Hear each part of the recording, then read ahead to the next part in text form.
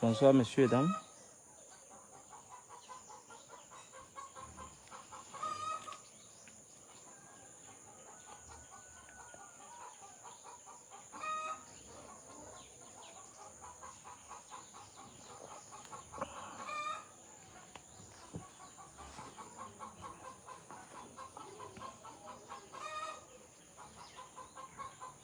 Je voudrais vous inviter tous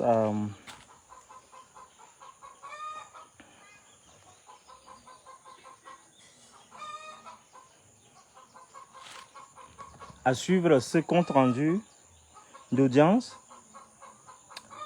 Ce compte rendu d'audience qui va porter sur... oui, bonsoir Benoît. Sur 2 séances. La séance du 9 septembre et la séance d'hier, 30 septembre. Vous vous souvenez que à cause des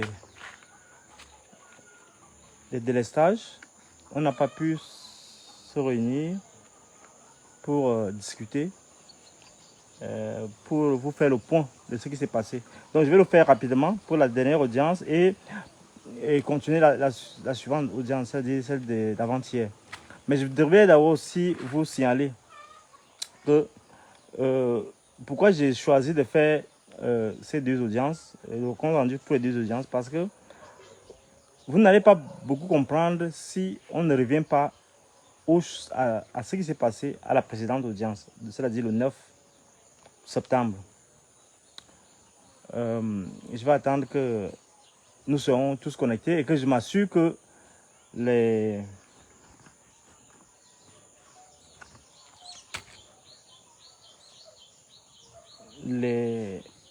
internautes sont au rendez-vous.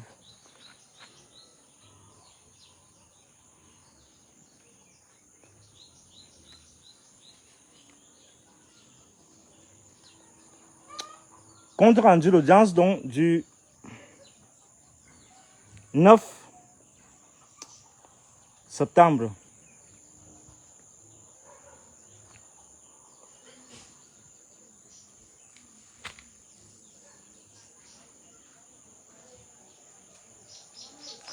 Je suis donc là en train de... Oui, Stéphane Russell. Nous sommes en plein compte rendu des audiences sur l'affaire Martinez-Zogo qui se déroule au tribunal militaire de Yaoundé. Et nous sommes rendus à la 1e audience. Et là, les vraies choses vont commencer. Et nous devons rendre compte aux Camerounais, à tous qui s'intéressent à cette affaire, cette affaire tragique, cette affaire terrible, qui a vu la mort brutale, sauvage, la mise à mort sauvage d'un compatriote, d'un frère, Martinez Zogo. Nous avons décidé de rendre compte aux Camerounais de ce qui se passe, de ce qui se crame au tribunal militaire et des conditions dans lesquelles on juge les mises en cause et des débats qui ont lieu actuellement au tribunal, au tribunal militaire de Yaoundé.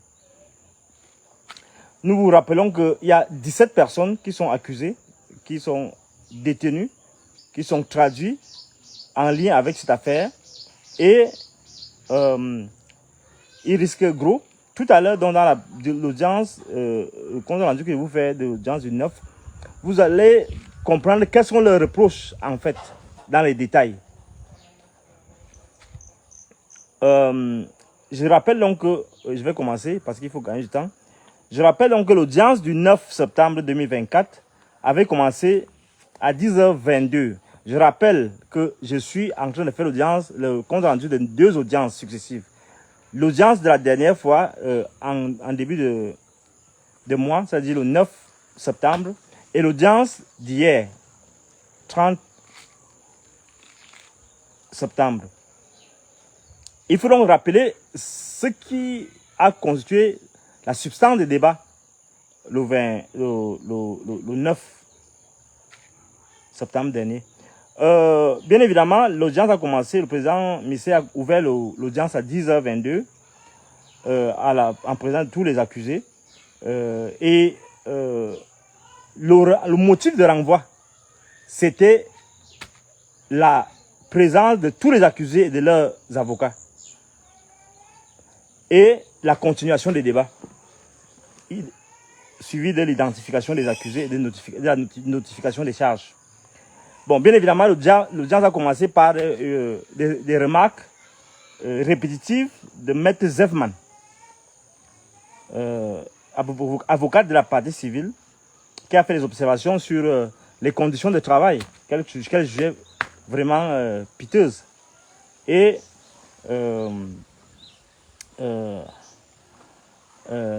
elle s'en est pris ouvertement à la famille de Amogo Belinga, qui, d'après elle, se distinguait par le fait qu'il bloquait les chaises et que d'autres gens ne pouvaient pas accéder, ne pouvaient pas s'asseoir. Donc, elle a commencé par ces observations-là. Maître Kemoy a, quant à lui, demandé, présenter une nouvelle exception en disant que la présente exception sur la production d'une copie du dossier n'avait pas été, l'examen de cette exception n'avait pas connu un aboutissement, et il jugeait qu'il faut vraiment garder cela. Il faut absolument qu'on reproduise le dossier de procédure. Parce que sinon, d'après lui, c'était un conflit de compétences. Il convoquait donc la question du conflit de compétences pour justifier son exception, en mettant en avant la question du règlement du juge. Donc, tout un langage technique pour créer la confusion et montrer qu'en fait, il peut soulever cette exception-là.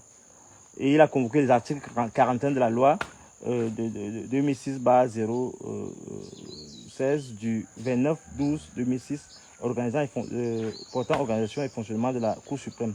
Donc, il a convoqué donc cela pour justifier son exception relative toujours à cette multiplication du dossier. Donc, pour lui, c'était une question préjudicielle au règlement du juge. Et il fallait une saisine des chambres réunies de la Cour suprême. Donc, c'était son argumentaire en substance, qu'il fallait vraiment qu'il revienne. Il faut absolument qu'on leur donne une copie du dossier. Bon, ce qui n'a pas du tout été apprécié par certains autres. Notamment, Maître Assira dit que non, il a peur il a peur, mais il a confiance. Il dit que pour lui, là, à ce moment-là, je parle bien du 9, nous sommes là au 9 septembre, il dit que l'audience ronronne et l'audience moutonne. Donc, pour lui, on court sur place. Il ne comprend pas qu'on puisse bloquer les débats alors qu'on devrait continuer les débats.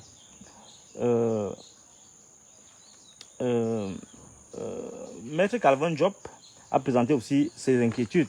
Ces inquiétudes étaient liées au statut de Bruno Bijan. Il ne comprenait pas pourquoi Bruno Bijan n'était pas en prison. Et il a dit que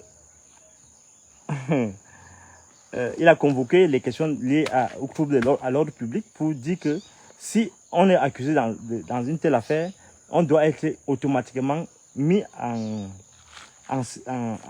détention. Soit on arrête Bruno Bijan, soit on lui interdise d'exercer le métier de journalisme. Donc le président a répondu tout de suite que Bruno Bijan comparait libre. La liberté de Bruno Bijan ne devait gêner personne. Donc, et toujours dans le cadre de cette revendication du dossier de l'arrêt de la procédure pour que la Cour suprême puisse statuer, il y a les avocats qui ont aussi dit qu'il n'y a pas le dossier. Pourquoi on va engager le débat alors qu'il n'y a pas le dossier? Là, bien évidemment, c'est Maître Kemoy qui a dit que le dossier n'est pas retourné au tribunal, donc il n'est pas question qu'on ouvre les débats et qu'on notifie les charges aux mises en cause. Mais alors, d'autres avocats qui sont levés, ils ont dit que non, on danse la danse Bafia. et il n'est pas normal qu'on puisse arriver à cette énième audience sans qu'on puisse ouvrir les débats. Pour lui, il faut avancer. Maître Mbouni a donc dit que le motif du renvoi est clair. Le motif du renvoi était clair. Nous devons juste avancer, c'est-à-dire que signifier, notifier les charges aux accusés et avancer.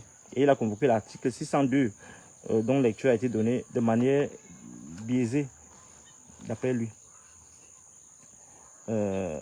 Parce qu'il a montré que ce n'est pas le cas de deux décisions irrévocables lorsque on dit que non, il faut les chambres réunies et tout le reste. Non, c'est une distraction parce que ça ne se justifie pas dans ce cas.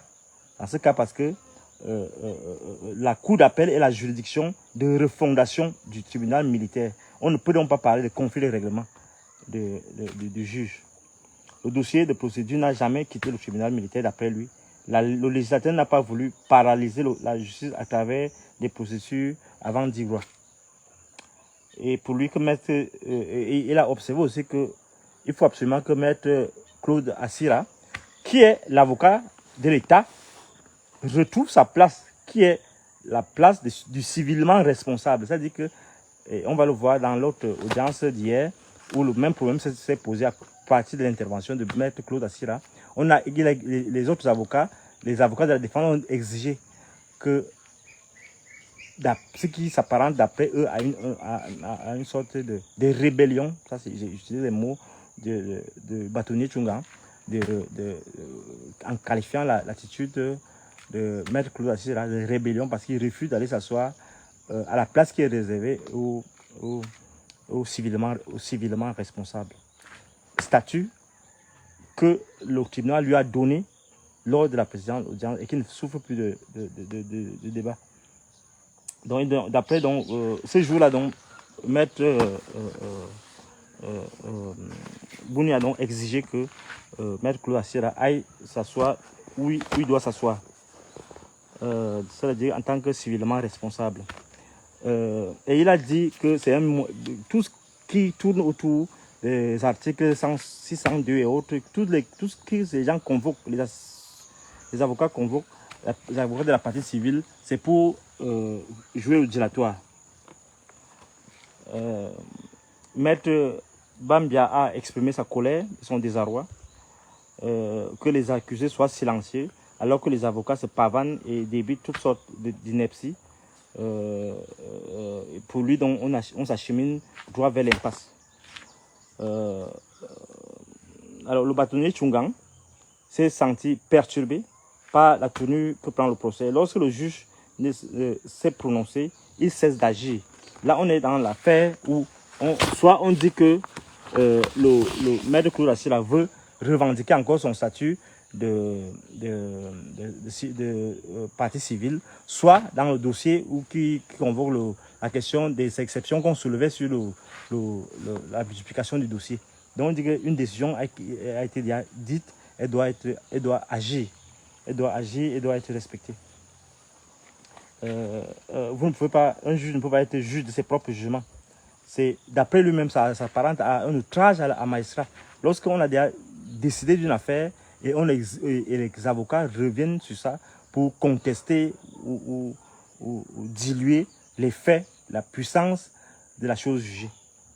Le comportement de la partie civile, d'après lui, et du civilement responsable, était équivoque à plusieurs égards.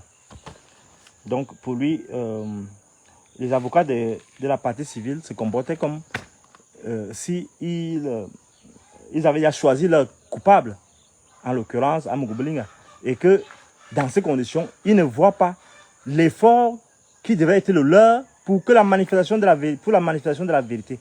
Ils sont en train d'acculer celui qu'ils ont choisi comme coupable, comme responsable. Donc voilà donc ce qu'il a donc exprimé dans cette incompréhension-là.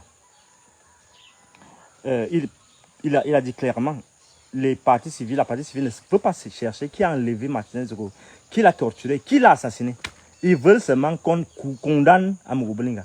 Et pour lui, pour le bâtonnier Tchungan, c'était un manque absolu de volonté de la part de la partie civile à travailler à la manifestation de la vérité.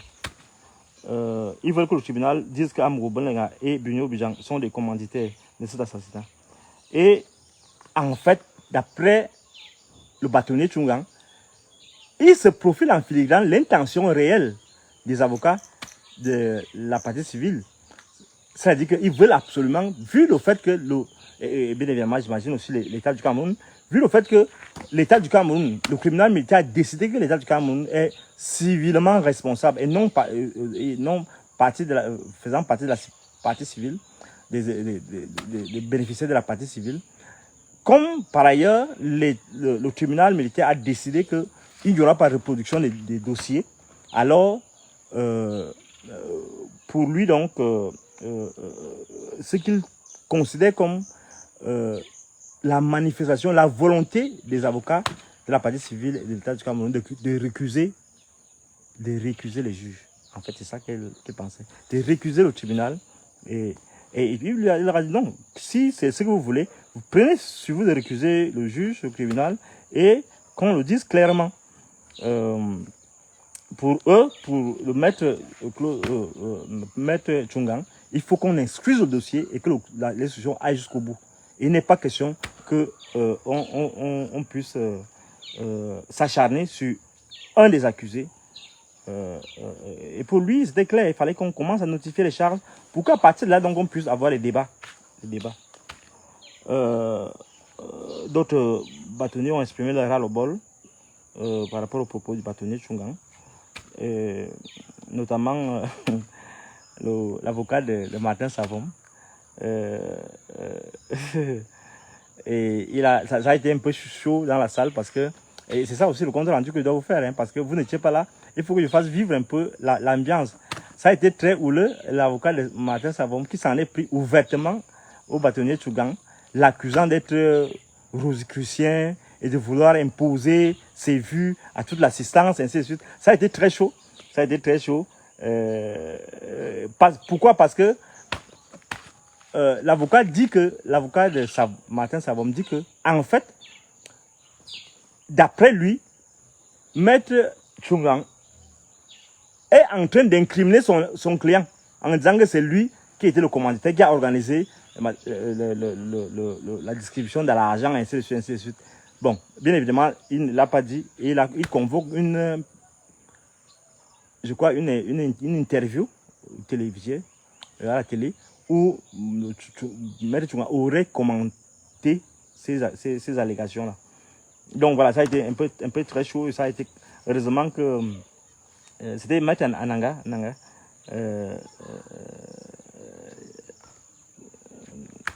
Maître Ananga a donc fustigé bien ouvertement les attitudes, d'après lui, condescendantes et suspectes du bâtonnier Tchungang qui voudrait donc imposer à tout le monde ses vues rosicruciennes ou bien franc-maçonniques et tout ça. Bref, c'était un peu chaud. L'audience a été suspendue un moment et a dû reprendre à 14h30.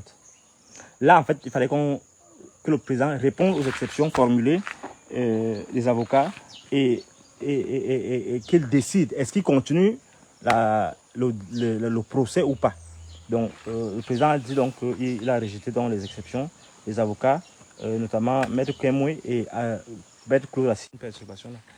Il a convoqué directement les mises en cause et a procédé donc automatiquement à leur identification et à la notification des charges. Je vous prie de comprendre un peu ici, à ce niveau-là, l'importance de cet élément de la dernière fois, de l'audience du 9. Nous sommes toujours à l'audience du 9. C'est important parce que vous allez maintenant comprendre ce qui se passe tout à l'heure, à l'audience qui s'est passée hier. Parce que si vous ne comprenez pas pourquoi ils sont poursuivis, quels sont les motifs, quels sont les éléments de l'accusation, vous n'allez pas comprendre la suite du procès. Donc alors, je vous prie d'écouter pour chaque témoin quelles sont les charges qui sont retenues pour lui. Bien évidemment, je vous rappelle que tous les mises en cause, tous les accusés ont déclaré, se sont déclarés non coupables. Excusez-moi. c'est les choses des anciens. Bon. Je vous rappelle donc, à l'instant, les différents chefs d'accusation retenus contre chacun des membres du commando, chacun non seulement chacun des membres du commando, chacune des personnes suspectées d'avoir participé à cette arrestation, à cet enlèvement, on ne parle même pas d'arrestation, parce que l'arrestation ça peut être dans les... Mais là, on parle d'enlèvement, de la séquestration, de la torture et de l'assassinat. Bref, ça, c'est les différents chefs d'accusation. Et on va plus loin, on va parler de la violation de consignes. Donc, on commence par ceux qui sont les plus chargés. Ebo Clément, il est accusé, les chefs d'accusation retenus contre lui, c'est coaction de torture, arrestation et enlèvement, non, arrestation et séquestration, enlèvement et torture, violation de consigne. Il a donc plaidé non coupable. En fait, ce qui s'est passé, c'est que au niveau de la violation de consigne, il a d'abord dit coupable. Après, l'avocat lui a soufflé à l'oreille. Et après, il est revenu, il a demandé la parole, il a demandé au président qu'il plaide non coupable. Et le président, après quelques hésitations, lui a accordé de plaider encore non coupable. Le noir Dawa Bosco, il a plaidé non coupable pour les chefs d'accusation de coaction, de torture, non coupable pour les actions de arrestation et séquestration, et non coupable pour les motifs de violation de consigne. Bon, maintenant, Bakawe Sylvain. Bakawe Sylvain s'est présenté non coupable pour les questions de coaction de torture, arrestation et séquestration, violation de consigne. Même chose pour Kodje Umaru Vincent. Pareil pour Zokmeping Martial Théodore. Arrestation et séquestration, complicité de torture, violation de consigne. Il est non coupable. Tongenana Stéphane. Complicité de torture, assassinat. Vous voyez là, ça devient déjà compliqué. Tongenana. Complicité de torture. Tongenana, c'est le comédien qui a souvent les lunettes là. Mais le président lui avait rappelé la dernière fois d'enlever les lunettes. Il est beau quand même avec ses lunettes. Bon, Tongenana est accusé de complicité de torture, c'est pas drôle, d'assassinat, de violation de consigne. Donc, Daouda est accusé de torture, assassinat, violation de consigne. Il a plaidé non coupable. Nangfu a été accusé de torture, assassinat, violation de consigne. Il a plaidé non coupable. Dangwe Justin, il est accusé de complicité d'arrestation et séquestration, complicité de torture, complicité d'assassinat, violation de consigne. Il a plaidé non coupable. Amgoubling à Jean-Pierre, un seul motif, un seul chef d'accusation. Le chef d'accusation, c'est complicité de coaction de torture.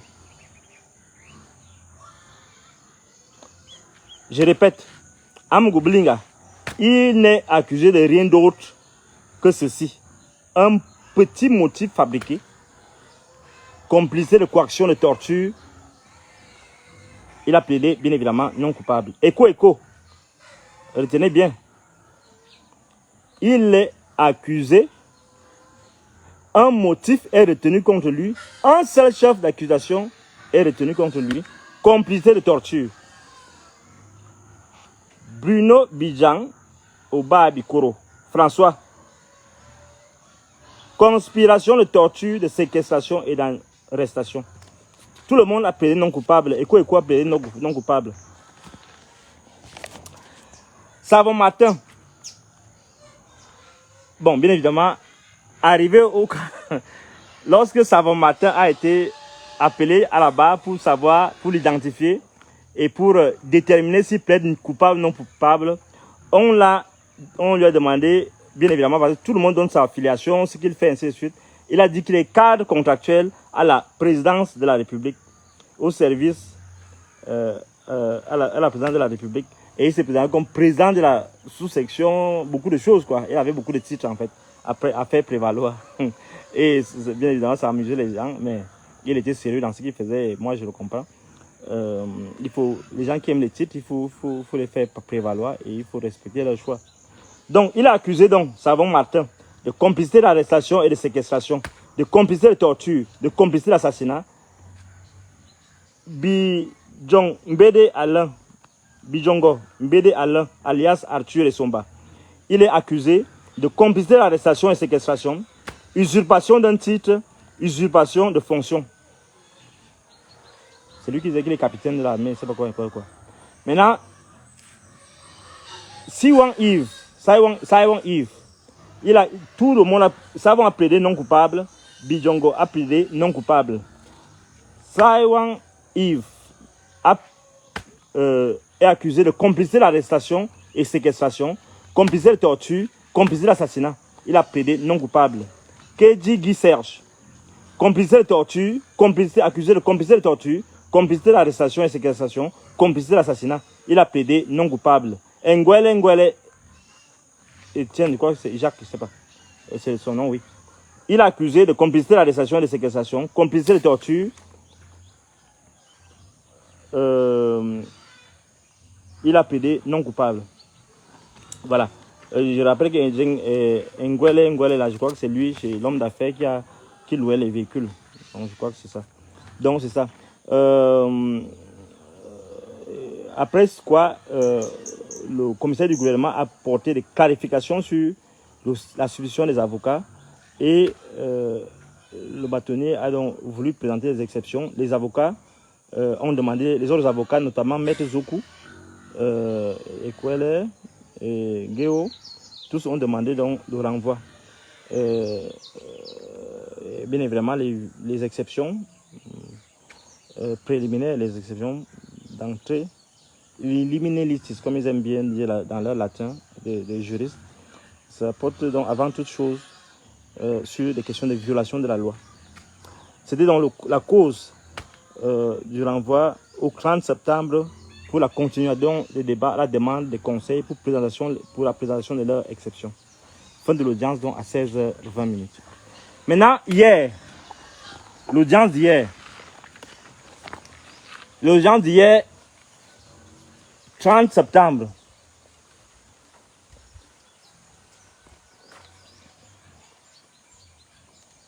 je vous ai dit que c'est les choses des vieux. Alors, l'audience d'hier est très importante pour que vous compreniez la suite de cette affaire. Je vous prie d'être attentif au déroulé de ce qui s'est passé hier, au déroulé de l'audience d'hier. Attentif parce que, en fait, ça permet de voir, et c'est pourquoi j'ai dit dans l'annonce de mon direct, que ça permet déjà de voir les prémices, les orientations et le sort de certaines personnes accusées dans cette affaire, notamment les gens qui ont un motif, c'est-à-dire écho, c'est-à-dire Amougou Belinga surtout.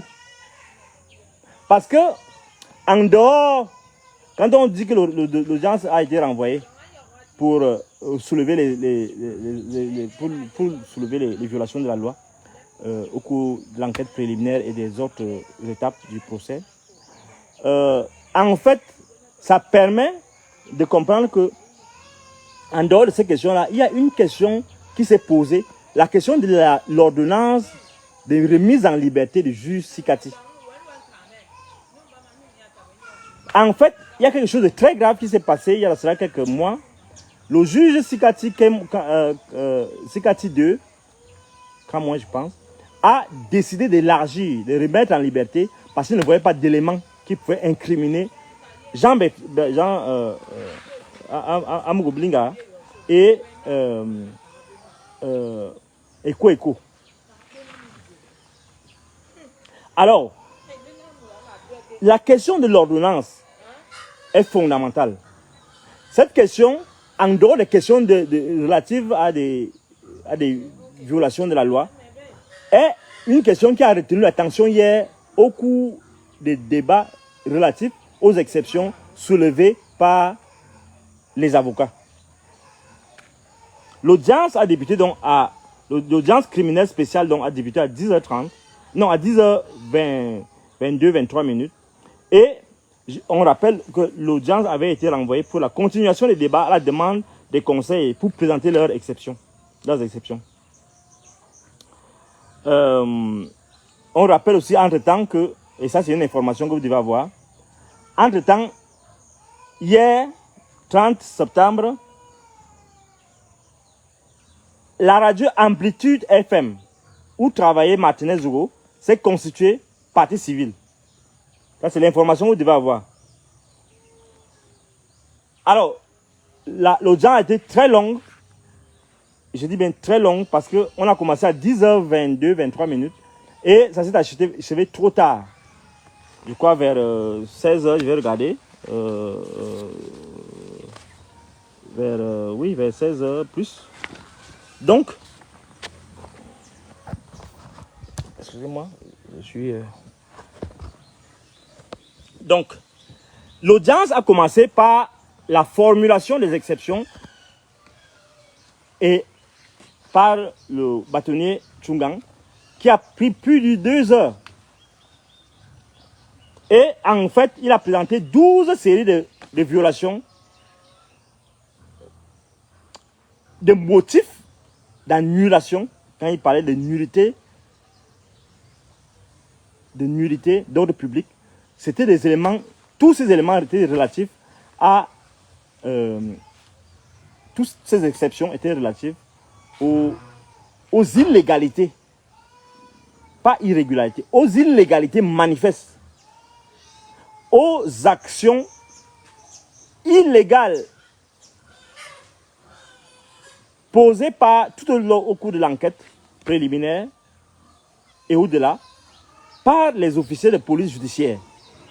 Et il a convoqué de multiples violations de droits des accusés, des droits de la défense, pendant toutes les enquêtes préliminaires, ce qui est non seulement grave, mais préoccupant pour l'avenir de la justice. Et il a noté à juste titre que non seulement ça viole la constitution du Cameroun, mais en plus, ça viole allègrement le code de procédure pénale.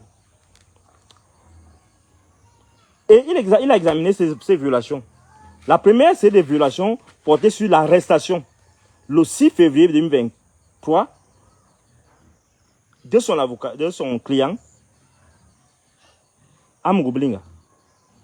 Le PDG Amourou Blinga avait donc été arrêté, encerclé d'abord par une escouade de gendarmes qui sont introduits de force dans sa maison. Non seulement dans sa maison, mais dans sa chambre. Ils l'ont retrouvé couché et ils lui ont intimé l'ordre de sortir. On l'a embarqué de force, sans mandat, et en violation de l'article 30 du Code de procédure pénale. La deuxième série de violations, c'est l'appropriation illégale des biens d'autrui. C'est que maître le bâtonnier Tchunga a appelé le vol. Donc les gendarmes ont volé chez Amourou Blinga. Parce que pour lui, ce n'était pas une affaire de perquisition, on ne sait pas quoi. Parce qu'il n'avait aucun mandat, aucun droit. Ils se sont introduits de force. Ils ont ramassé tout. Tout ce qui était objet électronique, même les jouets des enfants, tout, ils ont embarqué. Sans sceller, sans rien. Et c'est tellement grave que ni procès verbal de scellé, ni saisie en règle, tout cela c'est en violation de l'article 93, alinéa 2, 3, 4, 5, ainsi de suite. Les officiers de police judiciaire ont violé dans les règles de perquisition et de saisie. À preuve, il n'y a pas d'absence, il n'y a pas de présence de procès verbal de perquisition ou bien de saisie dans le dossier, bien évidemment. Maintenant, la troisième série de violations était relative au garde à vue illégal. Non seulement garde à vue du PDG à Mugobelinga, mais aussi sa femme, sa fille, ses ménagères, ses chats, ses chiens, tout le monde a été embarqué. Bon, j'exagère un peu, mais je ne suis pas sûr. Mais c'est peut-être ce qui s'est passé, puisque le colonel ici, Nanga, a été affecté de manière disciplinaire en fou. Ici, chez moi, là, en fou. À cause de cela. Parce qu'il a placé ces gens, tous ces gens, l'épouse, la fille, l'avocat, les ménagères, tout le monde, chez Mugobelinga, en garde à vue dans son pick-up de la gendarmerie. Ce qui viole les articles 119 du Code de procédure pénale. Parce qu'en fait, quand on veut appréhender quelqu'un, on l'informe de ce qu'on lui reproche.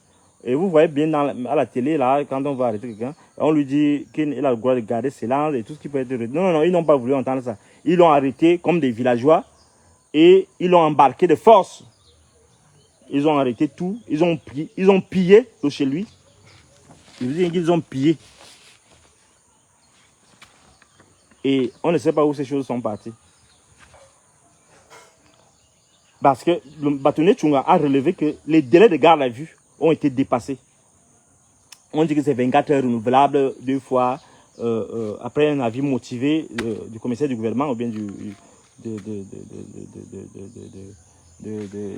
procureur. Mais eux, ils ont été arrêtés comme ça. Ils ont été détenus pendant des jours et des jours et des jours. Juste des bons de garde à vue qu'on renouvelait de manière illégale aussi. C'est lorsqu'il a demandé le respect des délais, les officiers de police judiciaire ont demandé, et on lui a demandé de sortir. C'est le commissaire du gouvernement qui a permis qu'il rentre de nouveau dans la salle. Voilà ce qui s'est passé. Donc la violation,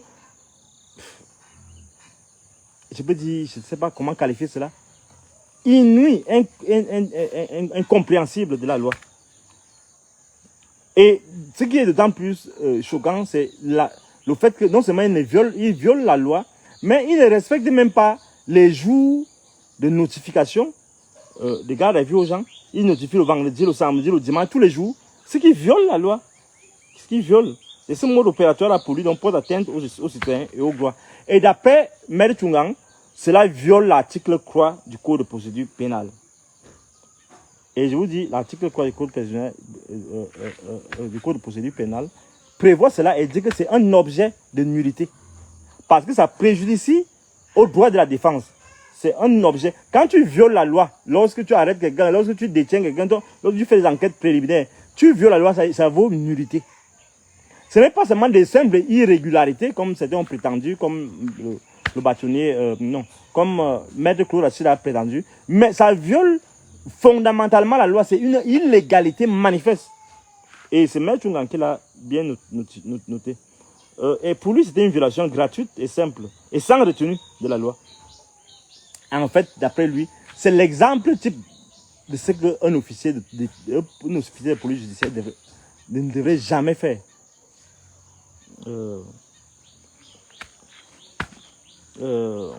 Parce que pour lui, c'est en dernier ressort qu'on met quelqu'un qu'on arrête quelqu'un.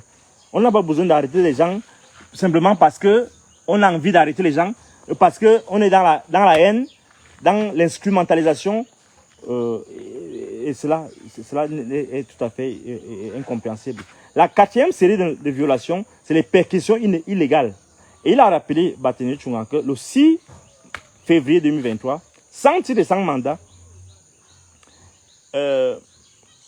les gendarmes ont fait irruption dans la demeure d'une des épouses du Zomlo, à Mugobelinga, qui est de surcroît avocat général, magistrat de haut vol, Madame Amougou Sarah et Kambi, je crois. Et ils sont arrivés chez elle et ils ont demandé, sans mandat, en dehors des heures de perquisition, ont demandé à aller les gendarmes de la commission mixte, et le colonel Aïssi et l'Ouest. Et au point où même le commissaire du gouvernement était scandalisé et il s'est indigné de cet état des choses. au point où le bâtonnier lui a demandé qu'il puisse au moins régulariser cela pour qu'il puisse entrer dans les normes. Le commissaire du gouvernement a répondu au bâtonnier Tchungan, qu'il a appelé séance tenante avec le téléphone du colonel ici. Il lui a dit simplement que s'ils veulent avoir des mandats de perquisition, c'est à eux de demander. Ce n'est pas au commissaire du gouvernement d'aller leur dire qu'il faut le mandat. Et, et bien évidemment, le colonel ici a fait fi de toutes ces observations-là, a décidé de s'introduire. Comment ils ont fait concrètement? Ils sont partis chercher un bureau. Ils ont cassé le portail. Et ils sont introduits comme des voleurs au domicile de Mme Amougou Belinga. Au domicile d'un magistrat. Je ne sais pas si vous vous replantez cela. Mme Amougou Belinga n'est pas accusée. Elle n'est pas dans le commando. Elle n'est nulle part. Elle est là dans ces choses. Et des gendarmes viennent pour perquisitionner chez elle. Et ils viennent casser le portail. Comme des vulgaires malfrats. Au point où même la composante de la police, la composante policière de la police de la commission, s'est indignée de cet état de choses. Et ils se sont désolidarisés des gendarmes qui étaient instrumentalisés, on ne sait pas qui. Et là encore, ils ont emporté tous les Play Store, PlayStation, c'est des voleurs quoi. Ils ont volé. Ils ont volé comme des voleurs ordinaires. Les gendarmes, je répète, les gendarmes de la commission mixte ont volé. Vous voulez qu'ils parlent en anglais? Things were stolen. C'est ça l'anglais. From Madame Amougou Belinga house. Amougou Belinga's house. C'était une violation manifeste. C'est-à-dire ils ont tout pris. Ils ont même pris jusqu'aux assiettes. Les assiettes, des coffrets, des beaux coffrets, des assiettes de la femme de tuer. Ils ont pris, ils ont ramassé. Vous voyez le niveau de bassesse. Ça, c'est mon commentaire maintenant. Des gendarmes qui viennent voler les assiettes. Les gendarmes viennent voler les assiettes. Je répète. Ils viennent, ils cassent le portail, ils s'introduisent, ils volent tout, tous les appareils électroniques, tous les téléphones, les PlayStation, tous les enfants, les jouets, même les assiettes, ils ont volé. Les assiettes vont faire quoi est-ce que les assassins ont mangé dans une assiette pour voir si c'était cette assiette-là? Quel est le motif de venir voler les assiettes? Bref, je m'interrogeais philosophiquement. Donc, la 5e série de violations, c'est la garde à vue en masse. Femmes, collaboratrices, tout le monde gardé à vue. Le juge de la l'habeas corpus a demandé que ces officiers de police leur présentent ces mises en cause. Les gens qui avaient été arrêtés, les gardes à vue illégales, et ils ont demandé au CED qui vous a autorisé à arrêter les gens chez eux comme ça, sans mandat, sans rien. C'est le CED qui a dit non. Gala lui dit, il joue au gars qu'il ne connaît pas, il ne savait pas. C'est même pas de lui qu'il parle aujourd'hui. Ce n'était plus l'affaire d'Amougou Belinga et des assassinats. Maintenant, la commission interrogeait sur les lignes 94. Donc, ils n'ont pas choisi de parler de la ligne 94 à part. On fait la quête sur l'assassinat, mais on convoque les affaires de ligne 94. Pour le bâtonnier Tchungan, c'est du gangstérisme sous le couvert de la fonction.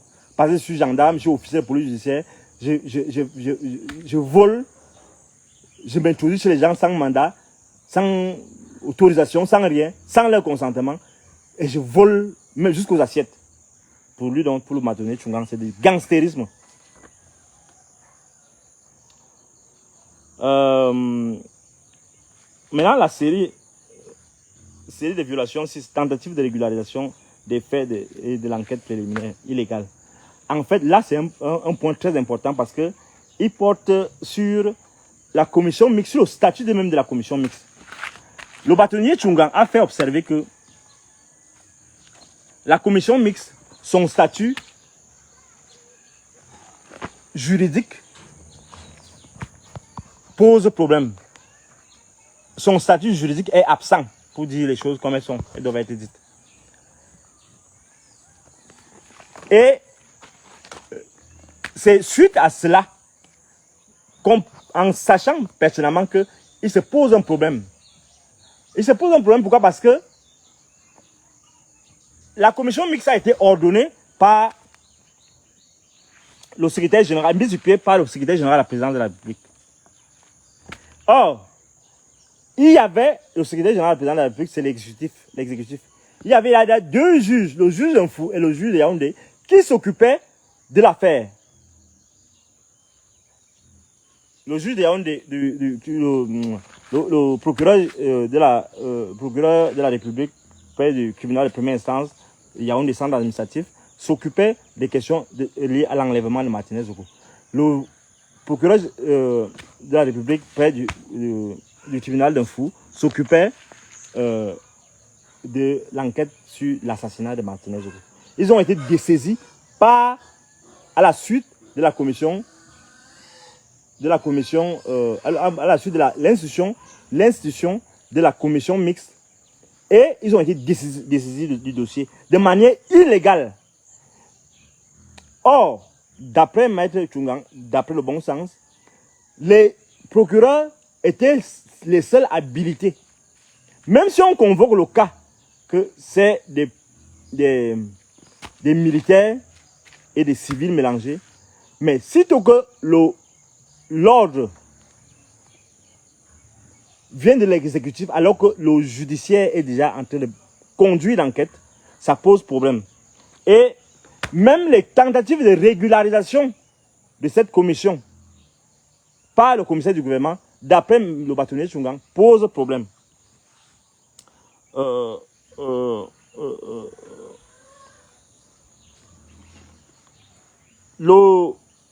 3-2, on a donc institué la commission mixte.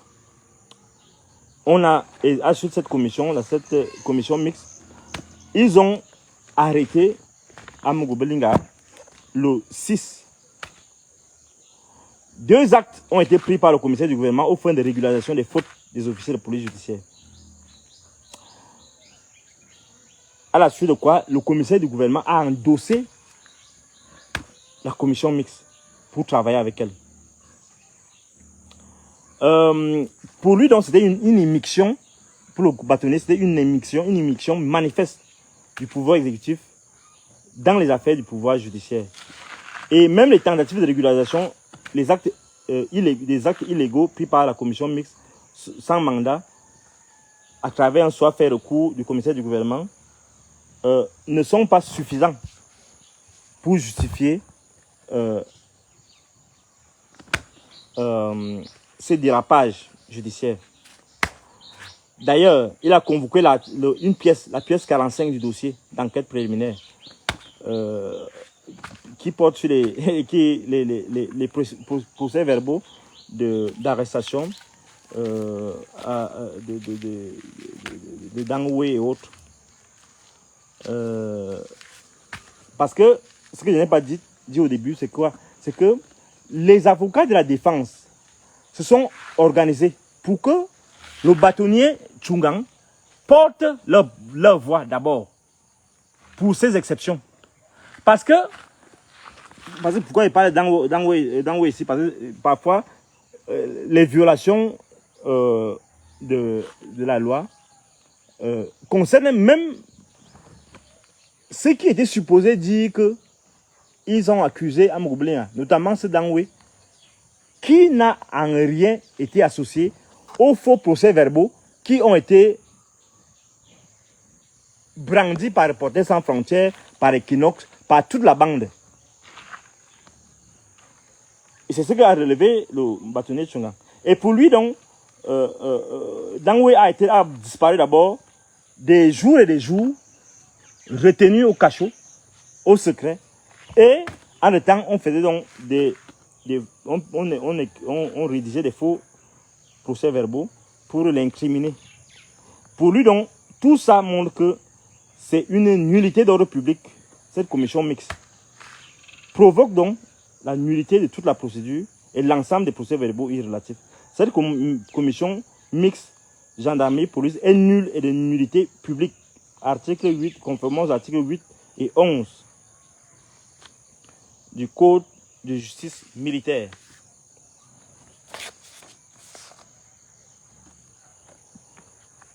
Seuls les officiers de police judiciaire, exclusivement militaires, rappelle-t-il, doivent conduire les enquêtes. Durant l'ex, cette lex. Pour lui, c'est clair. Les policiers ne sont pas des officiers de police judiciaire. Les policiers ne sont pas des officiers de police judiciaire. Non, ils sont des officiers de police judiciaire. Mais ils ne sont pas des officiers de police judiciaire militaires. Seuls les gendarmes sont les polices, les officiers de police judiciaire militaires.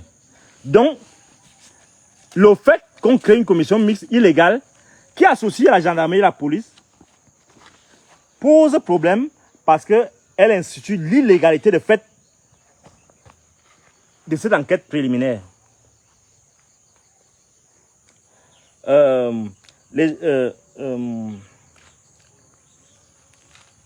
Il a remarqué, il a relevé que peut-être le SGPR voulait faire une enquête administrative, auquel cas il n'avait pas associé le tribunal militaire. On allait gérer ça là-bas et peut-être on pouvait comprendre qu'il gère le problème là-bas en interne. Mais sitôt qu'il convoque le tribunal militaire, la commission n'a plus sa place. La septième série de violations, c'est la perquisition illégale, la captation illégale des biens d'autrui et sans scellé. Pour lui, le narratif de la commission est puisé auprès des influenceurs et des lanceurs d'alerte. Oui, parce que tout ce que la commission faisait, c'était reprendre ce que Rémi Ngono, qui d'autre, les Paul Souta, tous les Equinox, tous ces gens-là, c'est leurs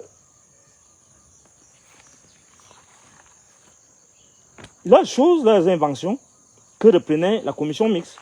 Et ces influenceurs, il y en a beaucoup, hein, donc je ne vais même pas citer tous les autres.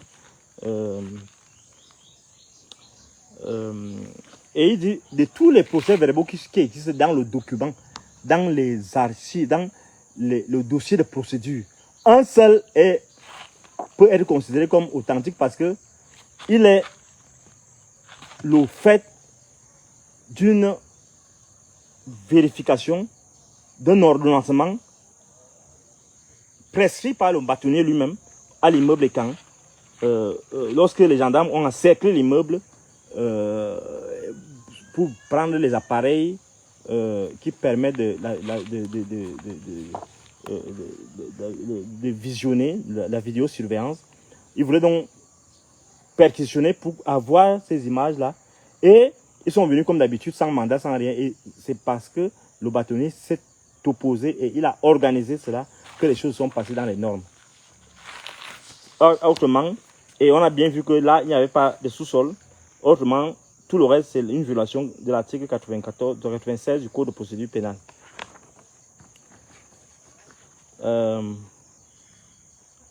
Tout ce qui m'insulte là, sachez que quand je vais lire les commentaires, pour moi je ne lis pas les commentaires. Quand je vais lire les commentaires, je vais vous bloquer tous comme d'habitude. J'ai déjà bloqué des milliers et des milliers. Bon, continuons d'abord le travail, je ne regarde pas vos commentaires pour le moment. Série de violations 8. Les droits de nos clients, absence des avocats des accusés, pendant tous les interrogatoires là, parfois, très souvent. Et là, il ne parlait pas seulement pour Amour Belinga, il parlait aussi pour les autres accusés. Ils ont été interrogés sans la présence de leur avocat. Ça, c'est une violation de l'article 116 du Code de procédure pénale, à peine de nullité d'informer les accusés de ce que leur est reproché. À peine de nullité, il faut informer donc les accusés de ce qui leur est reproché. Ils n'ont pas fait cela. Série de violations 9. Tentative de régularisation et faux en écriture publique suite au soit fait retour. La commission mixte donc a multiplié des procès-verbaux Et là, il demande de voir le 102, procès verbal d'arrestation et autres, d'interpellation d'Amogo Blinga datant du 6/2/23 le matin. Or, ils arrêtent quelqu'un le matin et ils disent qu'ils l'ont arrêté à 17h, alors qu'ils l'ont arrêté à 5h, 6h du matin. Un faux procès verbal d'une enquête à charge, après lui. Tous les autres procès verbaux sont des faux, donc faux en écriture publique, comme il a si bien le dit. Parce que là, effectivement, vous allez voir que dans tous ces procès verbaux, il n'y a ni la signature d'Amogo Blinga, ni la signature de son avocat. Et c'est le cas de beaucoup d'accusés. C'est important que vous compreniez cela. Sans compter tout ce qui s'est passé avec le colonel Soué. Donc, qui est aussi rocambolesque que cela puisse paraître. Il a été dit qu'il a été retrouvé chez Amogo Blinga, alors que le colonel Soué est chez lui. Arrêté chez lui, mais le procès verbal établit qu'on l'a arrêté chez Amogo Blinga, son beau-père, son beau-fils. Voilà, donc il y avait beaucoup, 12. Donc maintenant nous sommes à la 11e série de violations. Le fait qu'on requalifie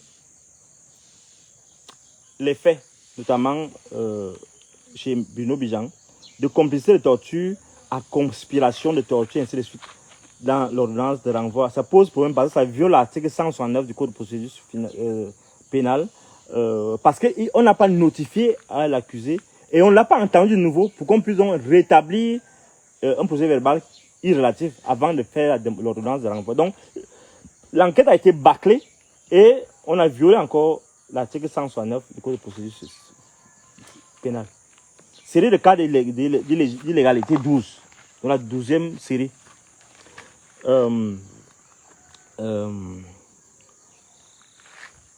Là, c'est un problème terrible. C'est un problème terrible parce que ça montre jusqu'où,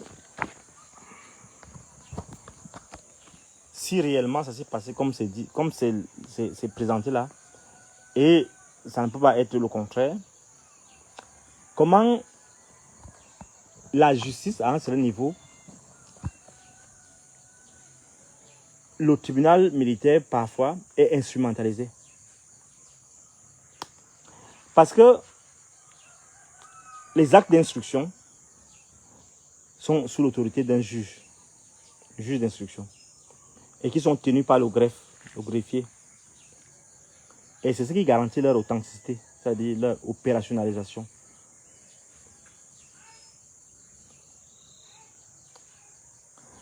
Or, ce que je vais vous dire est très grave, et ça c'est le bâtonnier Tchungan qui le déclare. Depuis le 1er décembre 2024, le dossier est donné en vrac, c'est-à-dire qu'on a retourné tout le dossier. Donc le dossier n'est plus liassé, c'est-à-dire qu'il n'y a plus de liasse avec document 1, document 2. Pourquoi? Parce qu'on est encore parti voler. Parce que c'est le procès des voleurs de documents, des voleurs d'objets, les officiers de police judiciaire, de la gendarmerie,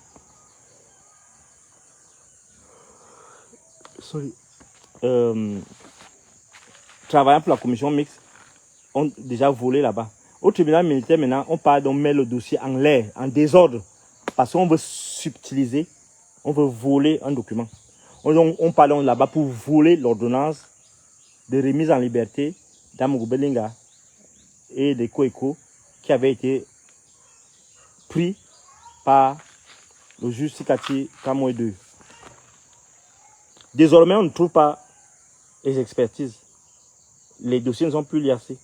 Le juge Sikati, avec son ordonnance, n'est plus l'ordonnance du juge Sikati n'est plus répertoriée. Or, cette ordonnance existe et le document a une identité. Son identité, c'est que c'est l'ordonnance numéro 080-OR-SIC-TMY avec la date qui ordonnait une main levée pour Amogo Blinga et Koeko, c'est-à-dire une mise en liberté. Le bâtonnier Tchungan a saisi le ministre de la Défense qui a pris sur lui de vérifier cela et qui ne comprenait pas. Mais il est resté silencieux. On se rappelle que dans une précédente audience, le commissaire du gouvernement a dit qu'on avait fabriqué l'ordonnance là à Bonas ou bien à la poste centrale. Bref, ça montrait en fait qu'il était désemparé, ou du moins qu'il était gêné, mal à l'aise avec la réalité de ce qui s'est passé au tribunal militaire, dont il n'est pas certainement responsable. Mais on comprend qu'il y a une main invisible, dangereuse, qui est derrière ce procès et qui manipule les documents et les hommes qui sont au cœur de cette affaire. Pour lui donc, tout cela a un effet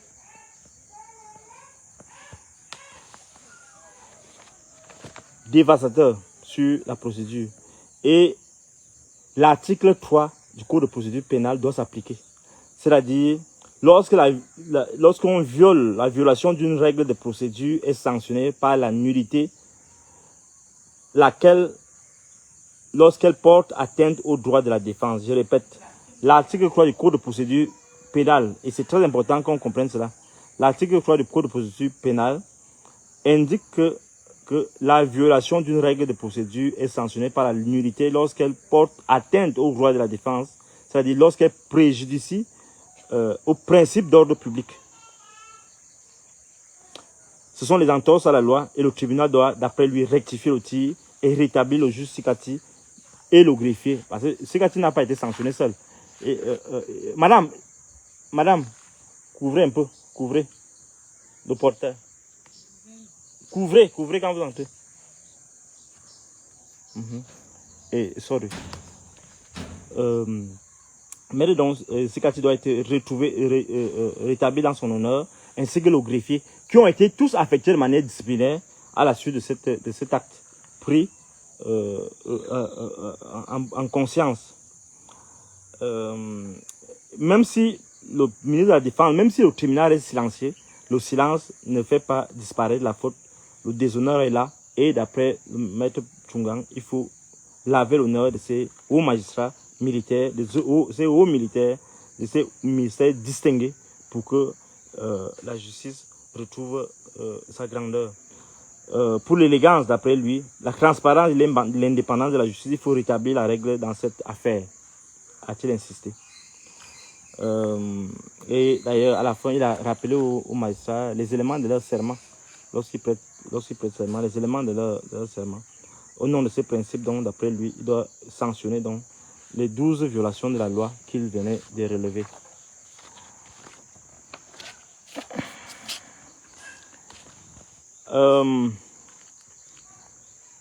Pour lui, donc, il était impossible de continuer le procès en l'état, puisqu'il y a une violation d'ordre public, article quoi du Code de procédure pénale.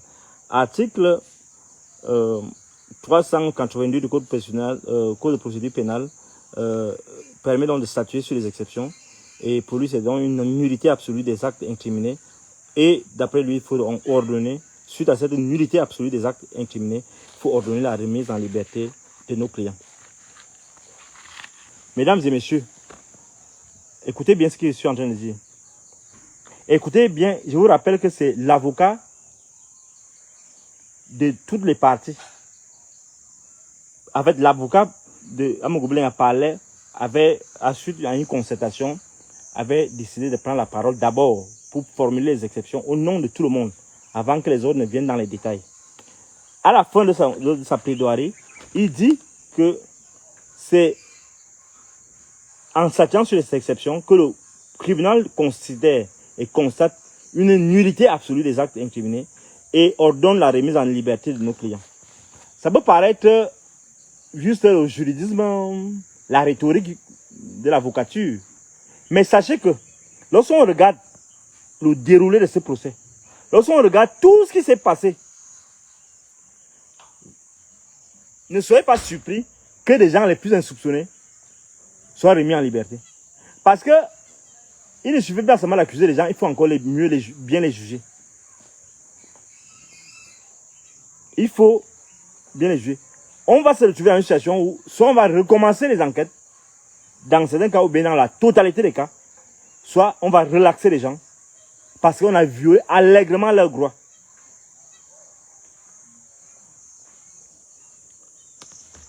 On va continuer d'abord. Maître Bossima est donc revenu à la charge et indiqué que ce dossier est un tapis d'injustice. Et pour lui, le président du tribunal militaire est le Moïse qui peut sauver la justice, qui est malmenée par des mains sales. Et il a rappelé ce beau mot de Martin Luther King: un homme meurt lorsqu'il refuse de se battre pour la justice. Et là, il a encore, à la suite du bâtonnier Tchungang, il a encore pointé du doigt les violations des droits de la défense, notamment la longue garde à vue des Coeco, et indiqué que le chef d'État a fait sa confiance à des collaborateurs qui maintenant abusent de sa confiance pour faire le mal. Et relever le simple fait que le DG de la DGRE, à rang de ministre, il a été malmené comme un malpropre, alors qu'il n'a rien à se reprocher dans le dossier d'après ce qu'il a soutenu. D'après lui, l'église doit être remise au centre du village. Le juge, le président du tribunal, d'après lui, donc, doit ordonner la remise en liberté des Coeco à la suite de la prise en compte de l'ordonnance du juge d'instruction Sikati le 1er décembre 2023. Et bien évidemment, d'après lui, cette ordonnance est un caillou dans le pied du tribunal militaire. D'après lui, il faut donc renvoyer cette affaire pour qu'on trouve d'abord cette ordonnance-là et que on l'examine au fin de la mettre en exécution.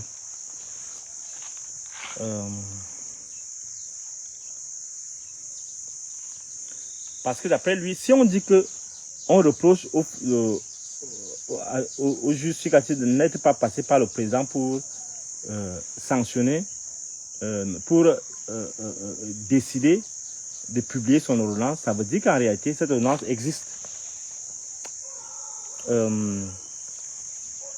Et il dit, d'après lui, donc, que l'ordonnance de renvoi donc, est tout faux. A tout faux. Et l'ordonnance de renvoi est tout, sauf un document de justice. Et c'est le premier motif de nullité de l'ordonnance de renvoi. Et il a convoqué l'article 7 de la loi 2006 du 29/12/2006 portant organisation judiciaire du Cameroun, qui indique que toute décision de justice doit être motivée. Or, cette ordonnance de renvoi ne montre pas, ne motive pas, n'est pas motivée. Parce qu'on ne sait pas Eco a donné un ordre. C'était où, à qui, quel est l'élément. Il manque de motifs d'après lui. Et là, il a convoqué l'article 177 sur les ordres d'un supérieur hiérarchique, ainsi de suite, ainsi de suite. Il y avait des articles sur la convention de la torture, contre la torture, ainsi de suite, le code pénal, les articles 311, ainsi de suite. Parce que là, d'après lui, les accusations des collaborateurs ne faut pas servir d'éléments à charge. Un collaborateur qui vient accuser son patron, son supérieur hiérarchique, ça ne peut pas être retenu comme élément à charge, d'après lui. Maître Serizoku a indiqué que c'est une affaire étrange. Quelle est la nature du dossier? On ne trouve pas. Objet juridique non identifié, marqué par beaucoup de choses étranges et doté du sceau de l'étrangeté. Il a vraiment, là, il a pointé vraiment un procès kafkaïen, quoi.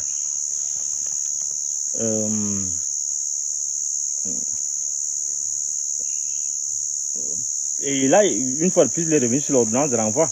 C'est-à-dire que les signatures les signatures, le greffier doit signer et le président. Mais là, on se rend compte que cette ordonnance comporte une seule signature, celle du juge J. Pierrot. Où est la signature du greffier? Elle est donc pour lui inopérante.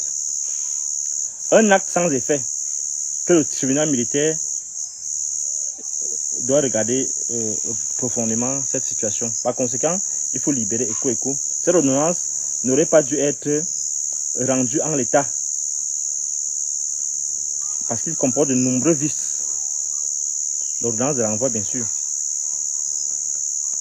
Et il a demandé donc une nullité de cette procédure-là. Bien évidemment, ce qui a été repris par Maître Bouni, qui a dit que l'information judiciaire a été bâclée.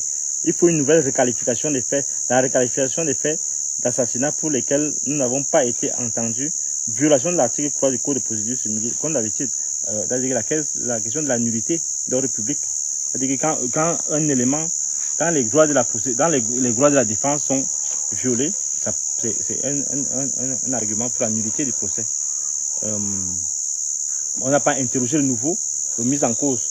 Nous n'avons pas été en confrontation avec Savom, parce que Savom était considéré comme achat, qui était celui qui était considéré comme en lien avec Dangwe.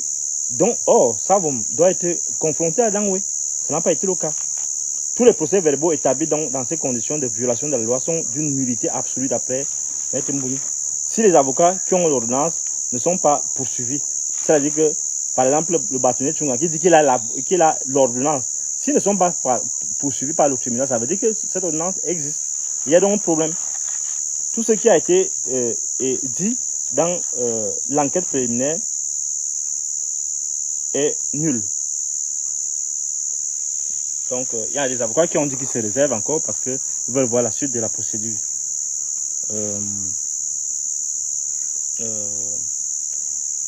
L'avocat de Langfu Johnson, Gang, je crois que c'est lui, il a dit que son client n'a pas été convoqué sans mandat. Il a été arrêté comme ça, le 5, et il a été détenu pendant 34 jours, 38 jours, sans mandat, sans rien. Vous voyez, ça c'est les éléments de violation et des causes de nullité de la procédure. Là, la partie civile a donc pris la parole et Maître Zevman a pris la parole en premier pour dire que tant qu'elle n'a pas les éléments de preuve, elle ne peut pas décider, elle ne peut même pas apprécier les exceptions. Et c'est à la suite de ça que Maître Claude Assira a pris la parole pour se prononcer sur les exceptions.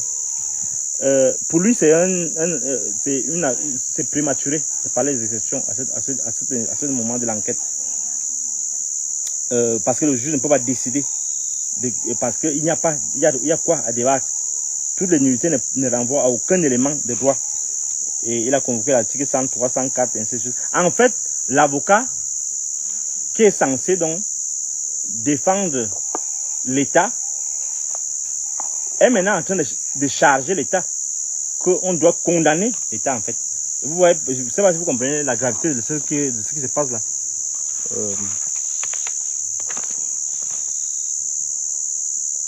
Bon, là, je crois que la lecture n'est plus très commode, donc je vais juste vous rappeler que Maître Claude Assira a dit qu'il faut absolument qu'on rejette toutes les exceptions, parce que, quel que soit ce qu'on peut reprocher, les avocats, bon, je le dis clairement, hein, les avocats devaient se plaindre chez le ministre de la Justice ou bien chez le procureur général, ainsi de suite. Donc, pour lui, c'est pas important tout ça, que les gens viennent là pour faire les effets de manche, pour se faire voir, ainsi de suite, pour les broufs. Bon, il a vraiment presque insulté ses confrères.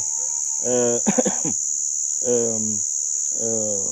il a dit que non, mais la commission mixte se justifie parce que on l'a institué sur le cadre de la loi sur le terrorisme. Donc vous voyez que la loi maintenant sert n'importe quoi, n'importe comment. Bon, bref.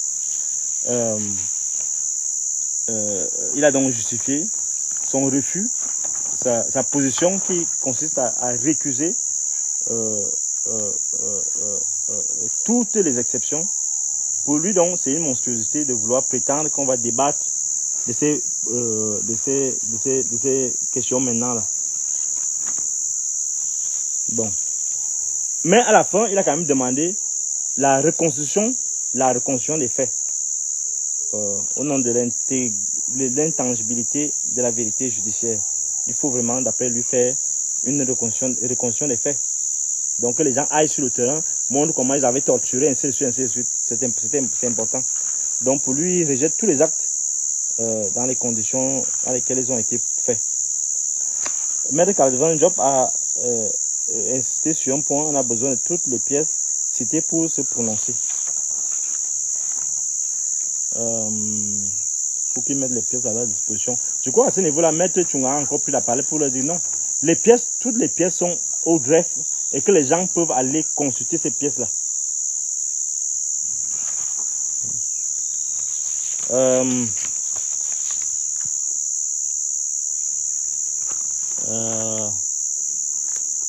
Je vais vous donner donc la lecture. Non, je vais vous présenter rapidement les derniers éléments du dossier. Maître Nguéo donc a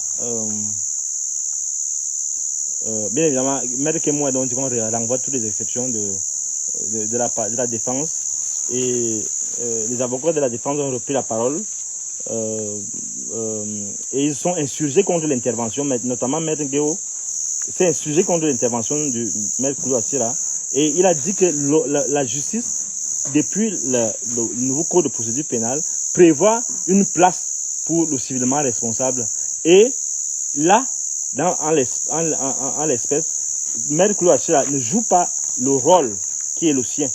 Il est en train d'acculer le gouvernement, l'État, au contraire, au lieu de la... il faut défendre l'État. Donc, il a demandé qu'on rappelle l'État à l'ordre. Maître Bouni a dit la même chose. Et il était surpris que l'État demande qu'on condamne les accusés, comme s'il avait déjà prévu l'argent pour les dédommager, les ayants droit.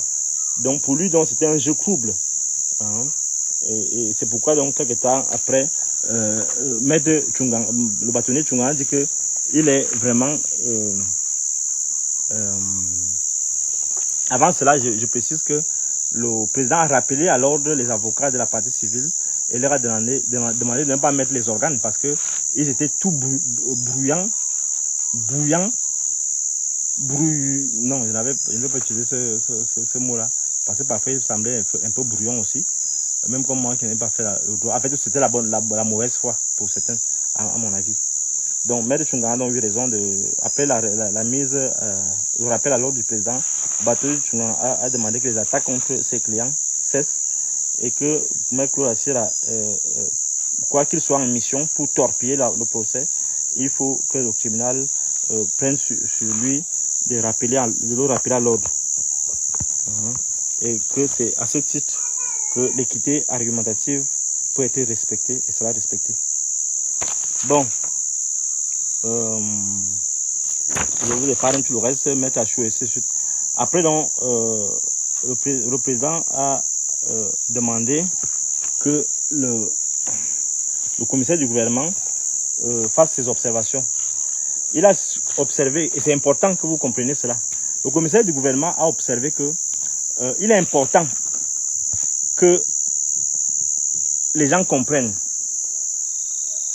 que l'audience des exceptions était prévue lors et arrêtée de commun accord de toutes les parties de la procédure du tribunal, du procès. Et il est étonné que certains ne veuillent pas le reconnaître maintenant. Maintenant, il s'étonne que il y en a qui... Il s'étonne que certains s'étonnent de cette audience. Mais il a demandé au le renvoi parce que pour lui, il y a des éléments qui devraient être minutieusement, et c'est lui qui le dit, qui devraient être minutieusement, les exceptions qui devraient minutieusement être examinées. Parce que, vu la façon dont elles sont présentées, il doit les examiner de manière minutieuse. Et c'est là où je vous dis, c'est important. La suite, les pronostics dont je parlais, c'est quoi? C'est que il y a 2 ou 3 choses. Première chose, je vous le dis très clairement, si au cours de ce procès, si on tient vraiment compte de ce qui s'est passé, de ces enquêtes préliminaires, de ces enquêtes qui ont été, de tout ce qui s'est passé, s'est cramé. Il y a eu des violations et un tripatouillage terrible qui devrait normalement annuler ce procès.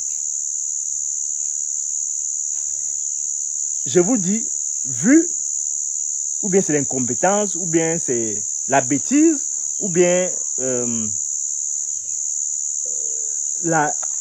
l'excès de zèle, ou bien l'excès de goût de pouvoir qui a fait cela.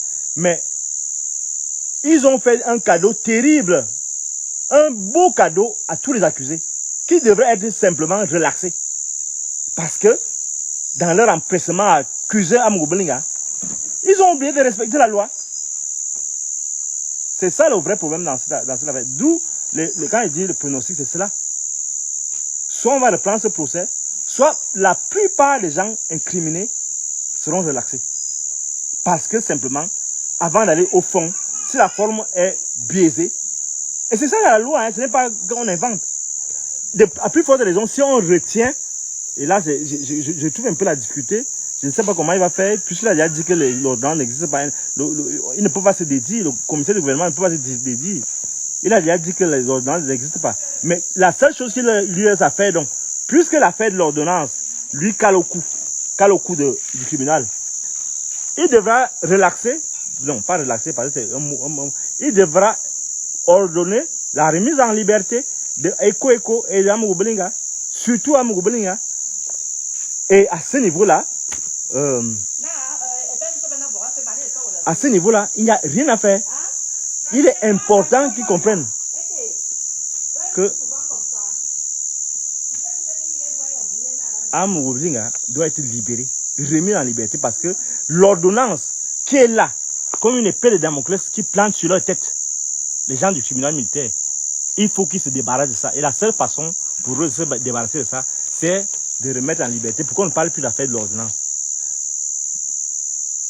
Au moins, pour qu'on tienne compte des exceptions majeures, déterminantes, présentées par le bâtonnier Tchunga. C'est à ce titre seulement qu'ils auront la paix dans ce tribunal-là et qu'ils pourront sereinement continuer les démarches. Voilà ce que j'avais à dire et je demande si vous avez 2 ou 3 questions, je peux y répondre.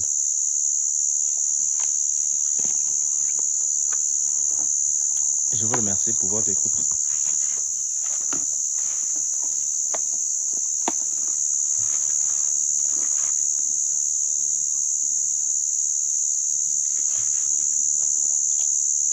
S'il n'y a pas de réponse, je considère que vous avez tout compris.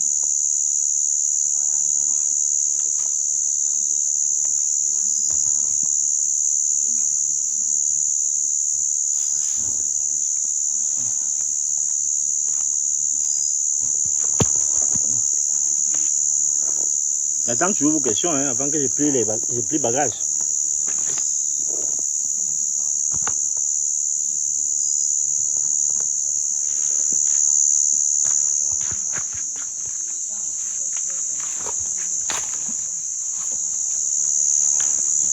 Bon, s'il n'y a pas de questions, je vous remercie pour l'écoute et je vous prie de passer une bonne soirée.